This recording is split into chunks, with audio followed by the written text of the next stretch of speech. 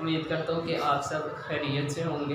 तो आज का जो हमारा टॉपिक है वो है, लास्ट टाइम हम लोगों ने उसको छोड़ा था इलास्टिक कांस्टेंट। इलास्टिक कांस्टेंट से आगे फर्दर हम लोगों ने स्टडी करना। तो चलते अपने लेक्चर की तरफ। चैप्टर नंबर 17 इलास्टिक कांस्टेंट से हम लोगों ने स्टार्ट करना था।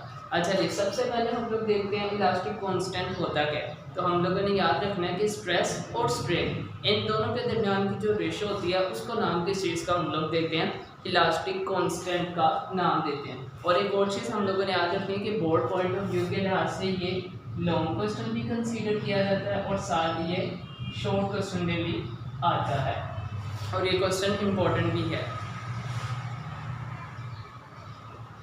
ठीक है, तो इसके अलावा अब हम लोग चलते हैं अपने लेक्चर की तरफ। इलास्टिक कांस्टेंट बेसिकली किसको कहते हैं, स्ट्रेस और टेंसाइल स्ट्रेन के दरमियान की जो रेशो होती है उसको नाम किस चीज़ का दे देंगे, इलास्टिक कांस्टेंट का नेम दे देंगे। उसके बाद नेक्स्ट आता है हमारे पास कि types of elastic constant. Elastic constant की कितनी और कौन कौन सी टाइप्स होती हैं। हम लोगों ने यहाँ पे एक चीज़ याद रखनी है कि इलास्टिक कांस्टेंट की टोटल 3 टाइप्स होती हैं।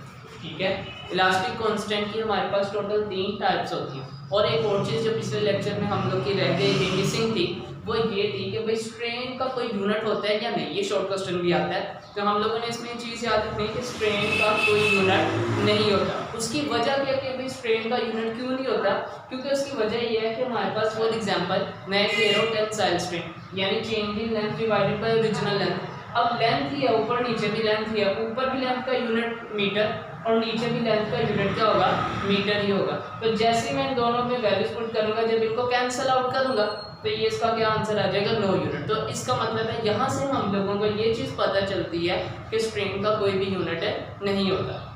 अच्छा जी, उसके बाद नेक्स्ट हमारे पास आता है इलास्टिक कांस्टेंट। इलास्टिक कांस्टेंट में बेसिकली क्या चीज़ है भाई कि इलास्टिक कांस्टेंट हमारे पास 3 किस्म की होती हैं। ठीक है, कौन कौन सी, एक को नाम देते हैं यंग मॉड्यूलस जो कि हम लोगों ने डाइट में भी पढ़ा हुआ, और इसके अलावा दूसरा हमारे पास कौन सा होता है, second is that bulk modulus and the third is that share modulus. तो ये हमारे पास बेसिकली 3 किस्म की इसकी टाइप होती है। तो इसको अब हम लोग जो है वो डिस्कस करते हैं। अब इसके अंदर जो सबसे पहली चीज़ है ना वो है यंग मॉड्यूलस।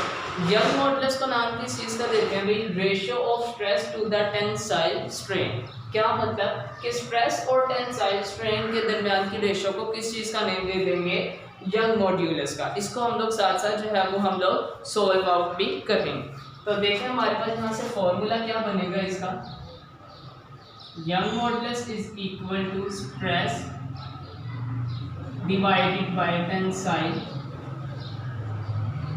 स्ट्रेन। ये हमारे पास फॉर्मूला बनेगा। अब अगर हम लोग स्ट्रेस को देखें तो स्ट्रेस का भी हमारे पास जो है ना फॉर्मूला गिवन था। स्ट्रेस का फॉर्मूला हम लोग के पास क्या था भाई, फोर्स ओवर एरिया। ठीक है, और जो टेंसाइल स्ट्रेन है उसका फार्मूला क्या होता है, change in length divided by original length. तो यहाँ पे क्या आएगा, change in length divided by original length. ठीक है, तो ये हमारे पास फॉर्मूला आ गया। अब मैथमेटिकली देखें तो डिनोमिनेटर में हमारे पास ओवर में वैल्यू है, तो इसको रेसिप्रोकल कर लेंगे। जैसे ही मैं इसको रेसिप्रोकल करूँगा मेरे पास फॉर्मूला क्या आएगा, y is equal to F over A multiply, ये डेल्टा एल बाई एल है, इस रेसिप्रोकल जाके क्या हो जाएगा, एल बाई डेल्टा एल। और उसके बाद यहाँ से फॉर्मूला क्या आ जाएगा, F L divided by A delta L. तो ये मेरे पास बेसिकली किसकी वैल्यू आ गई है, यंग मॉड्यूलस की वैल्यू आ गई। अच्छा जी, तो उसके बाद अब हम लोग का जो आगे फर्दर है ना वो सेकंड हमारे पास क्या है, बल्क मॉड्यूलस। के बल्क मॉड्यूलस को हम लोग किस चीज़ का नेम देंगे और इसकी डेफिनेशन क्या होगी। बल्क मॉड्यूलस को हम लोग नाम किस चीज़ का देते हैं, stress to the volumetric strain ratio, यानी स्ट्रेस और वॉल्यूमेट्रिक स्ट्रेन के दरमियान में जो रेशियो होगी उसको नाम किस चीज़ का दे देंगे, हम लोग बल्क मॉड्यूलस का नेम दे देंगे। तो इसको भी हम लोग इसी तरह फर्दर देखते हैं। इसको करने के लिए अब हम लोग क्या करेंगे जी, बल्क मॉड्यूलस को लेट्स सपोज अगर मैं बी से लिखता हूं तो इसमें क्या चीज आएगी,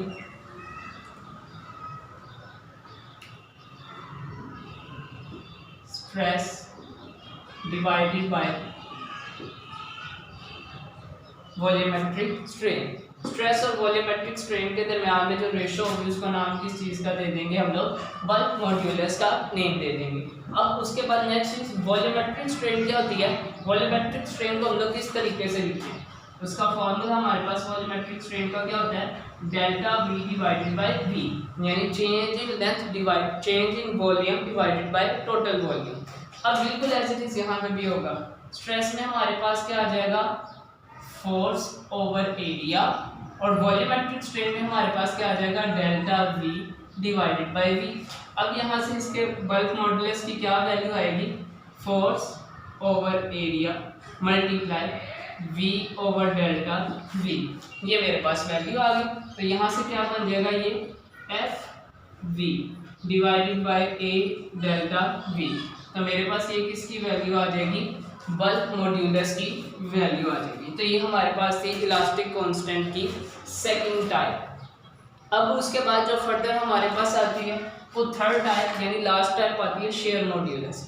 शेयर मॉड्यूलस का क्या नाम देते हैं हम लोग, शेयर मॉड्यूलस का नाम देते हैं कि स्ट्रेस और शेयरिंग स्ट्रेन के दरमियान की जो रेशो होती है उसको नेम किस चीज़ का दे देंगे, शेयर मॉड्यूलस का नेम दे देंगे।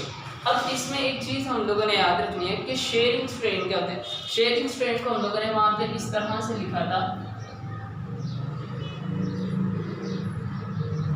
Sharing strain is equal to क्या था, change in area divided by original area. या तो हम ये भी लिख सकते हैं या इसके अलावा ये किसके इक्वल था, tan थीटा के इक्वल। ये दो चीज़ें हम लोगों ने जाना इसके अंदर पढ़नी थी।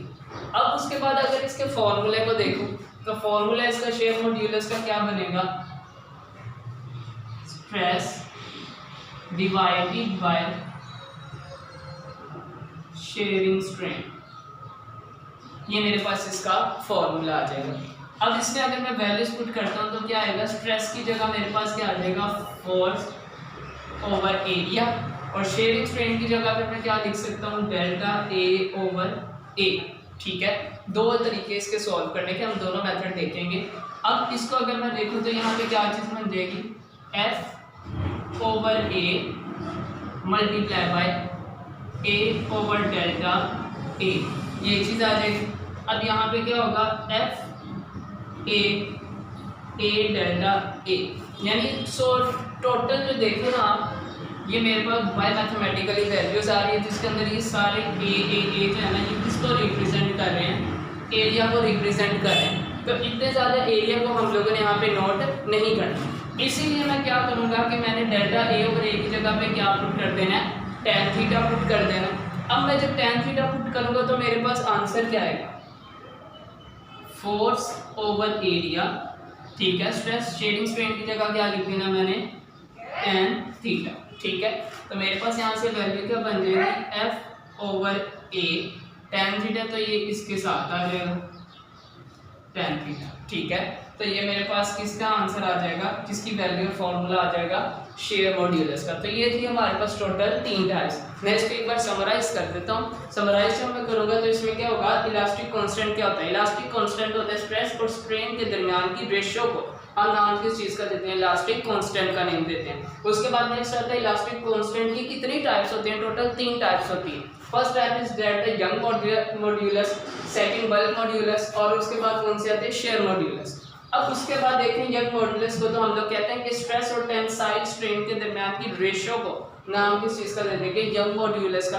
अब यहाँ पे stress over tensile strain, force over area, उसके बाद change in length divided by original length, और इस तरह से बाय मैथमेटिकली हम लोगों ने सॉल्व आउट कर लेना। बिल्कुल as it is bulk modulus में भी यही चीज़ होगी कि स्ट्रेस और वॉल्यूमेट्रिक स्ट्रेन के दरमियान की जो रेशियो है उसको नेम किस चीज़ का दे देंगे, बल्क मॉड्यूलस का। नेक्स्ट हमारे पास उसके बाद जो चीज़ आती है वो आती है शेयर मॉड्यूलस। शेयर मॉड्यूलस को किस चीज़ का नेम देंगे भाई, स्ट्रेस और शेयरिंग स्ट्रेन के दरमियान की जो रेशियो होगी उसको नाम किस चीज़ का दे देंगे, शेयर मॉड्यूलस का। उसके बाद आगे जब इनको सारों को सॉल्व कर लेंगे तो एक चीज़ हम लोगों ने याद रखनी है, इन सारों का यूनिट क्या होगा। अब इसमें यूनिट में एक चीज़ याद रखनी है, जितनी भी हैं सारों की जो रेशियो आ रही है वो स्ट्रेन के साथ आ रही है, इसका मतलब स्ट्रेन का कोई यूनिट नहीं होगा। दूसरी बात, हर किसी में ऊपर कौन सी चीज़ आ रही है, स्ट्रेस आ रही है, इसका मतलब है एक ही चीज़ का यूनिट होगा। तो स्ट्रेस का हमारे पास यूनिट क्या होता है, न्यूटन पर मीटर स्क्वायर, और जिसको हम लोग आमतौर पर किसके इक्वल लिख सकते हैं, पास्कल के इक्वल भी लिख सकते हैं। तो ये हमारे पास इसका यूनिट आ गया। इसका मतलब है जितने भी इलास्टिक कांस्टेंट है, एमसीक्यूज भी आता है कि उनके जो यूनिट्स है वो सारों के टोटली क्या होंगे, सेम होंगे। तो ये चीज़ हम लोगों ने इसमें याद रखनी थी।